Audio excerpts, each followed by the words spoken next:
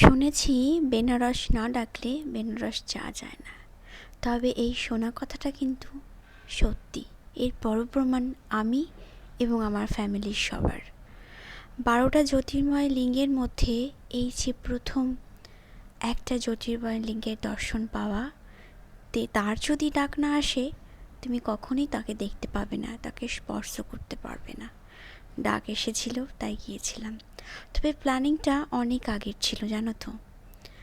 তবে সেই সময় সবার টিকিট কেটে সবার টিকিট ক্যান্সেল করতে হয়েছিল, কারণ সেই সময় তার ডাক আসেনি আর আমাদের ভুল হয়েছিল টিকিট কাটা।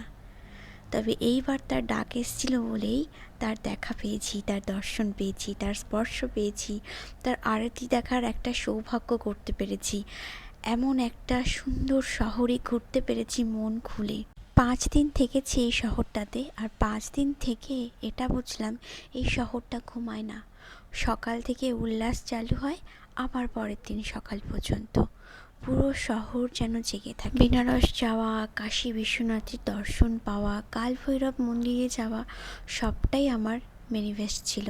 তবে তার মধ্যে এটাও ম্যানিফেস্ট ছিল আরশি ঘাট ঘোরা, আরতি দেখা, সব কিছু বলতে পারো আমি ম্যানিফেস্টের মধ্যেই রেখেছিলাম। তাই হয়তো সাকসেস।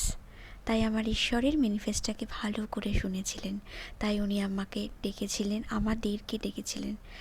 এরকম আমি আর শোনা চাই প্রত্যেক বছর মা বাবাকে নিয়ে কোনো তীর্থস্থান ঘোরাতে। যতদিন মা ছিল একসাথে ঘুরিয়েছি, এবার শুধু বাবাকে ঘোরানোর পালা সব তীর্থস্থানে। খুব মন থেকে আনন্দ পাই জানো।